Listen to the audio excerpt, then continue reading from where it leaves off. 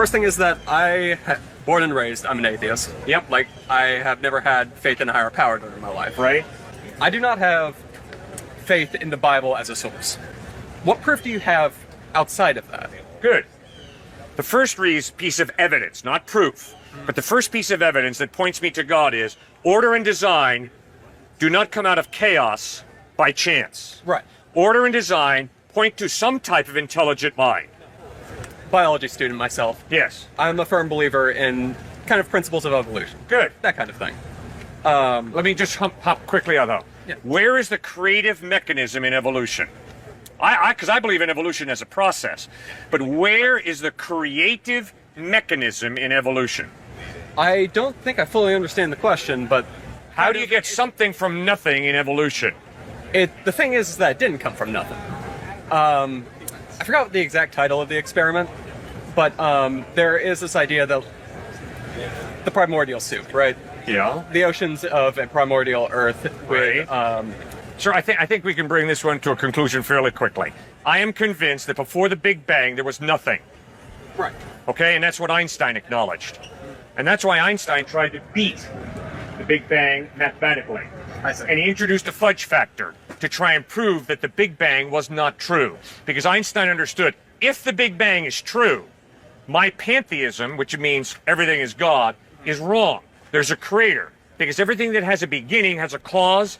The universe has a beginning, therefore the universe has a cause, and it's far more reasonable to believe in the beginning an intelligent mind caused it than to believe nothing caused it. Right. And that's philosophically unacceptable. Bang! What caused that? Nothing. That is stupidity. Rank stupidity. Everything that has a beginning has a cause. The universe has a beginning, therefore the universe has a cause. What is the best answer to the question, who caused the universe? In that case, it would be God, right? Yeah, God is the most reasonable explanation. Then, what is our explanation for the beginning of God? Great question. It is idolatry to think God has a beginning. Because the God who has revealed himself through Jesus Christ has revealed himself as eternal. So when I begin to say, well, who created God? It means I don't understand who God has revealed himself to be. Nobody created God because God does not have a beginning. Remember, I didn't say everything has a cause. I said everything that has a beginning has a cause. God is eternal, so God does not have a cause. Does that make sense? Yeah, and in that case, that's kind of my view for, well, existence itself without a creator. Because God does not have a cause, Right. and, well, we exist, so how is it so much more to believe that existence itself does not have a cause? Because existence cannot come out of non-existence. But God can. No, God doesn't come out of anything. See, there's nothing before God that God comes out of, because God is eternal. No beginning, no end. But everything that has a beginning, like this guy and me, there's got to be a cause for him and me, because we definitely have a beginning. And we're getting a little older, so we're not going to be around a lot longer, okay? But we have a beginning, which means there's got to be a cause for this dude and for this dude. Make sense? Of course. Good. Well, I thank you for that, okay? All right, now quickly, let's just go through some other pieces of evidence of why we believe God exists. Of course. Moral absolutes. I'm convinced to the root of my being that if this guy pulls out a knife and sticks it in your body, Right. that is absolutely wrong, because this man is violating your value. Of course. Now, the only way you can have value is if someone created you. Because if nobody created you, you just happened by accident. Which means any value you have is either you gave it to yourself, or I gave it to you and some powerful people, or your culture did. Right. Right? And- But I would argue that it's still relative. The reason I'm convinced that if he sticks a knife into you, it's evil, is because you have innate value that comes from your creator, who created you for a purpose and who really loves you. Third one is moral absolutes, objective morals pointing to some type of creator.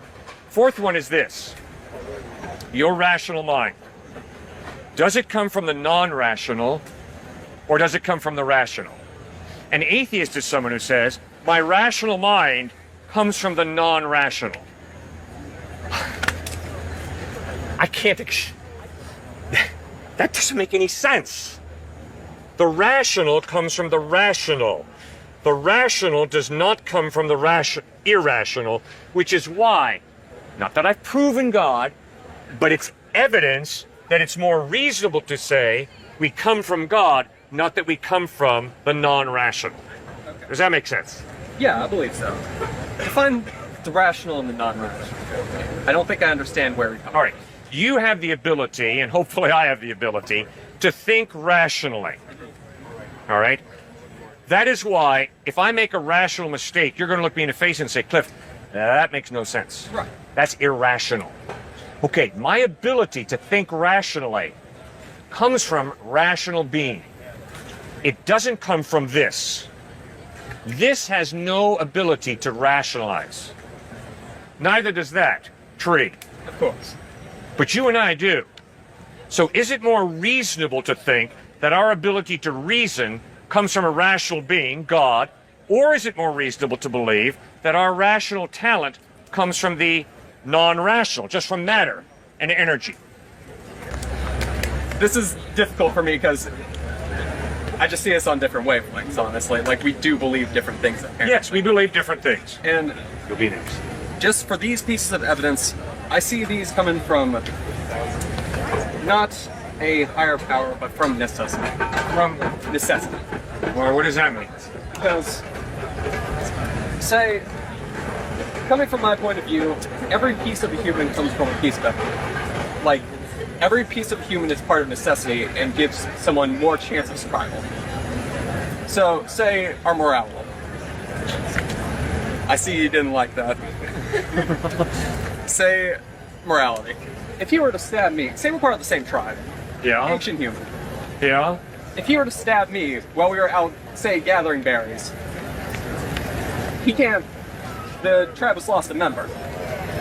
Yeah? We can't have as many berries now, and he can't carry back as much food. Perhaps now, even then, my parents are going to be mad at him, and the tribe breaks apart. Like, equals less survival and less humans. Maybe. Does rape help the human experiment continue? No. Yes, it does. Rape can produce babies. Yes, but Survival of the fittest. Why should I not steal his backpack? If survival of the fittest is true, why should I not steal his backpack?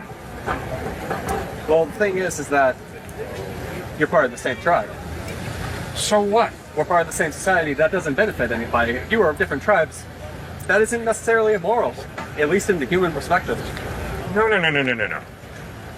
If what you say is true, then if I want to be part of a gang, and the gang says, in order to be part of our tribe, our gang, you got to go out and murder, does that make me going out and murder good? No, Thank you. because that's unnecessary murder of people in the same city, the same tribe. No. I want to be part of a gang, which is a tribe, a family. And in order to be part of a gang, they're telling me I got to go out and murder. My desire to be part of a tribe, the tribe defining good and evil. Is that really objective morality? Does that really make it good because the tribe says it's good? No. Thank you. Which is why you and I need to acknowledge God exists, because God's character, which is just, defines murder as being wrong. I don't care what gang or what tribe or what nation, be it Nazi Germany or whatever, says it's good. Does that make sense? Yeah, of course. Okay, good. So I need to move on to another person, but I cannot thank you enough for your respectful thinking, and I appreciate it a lot.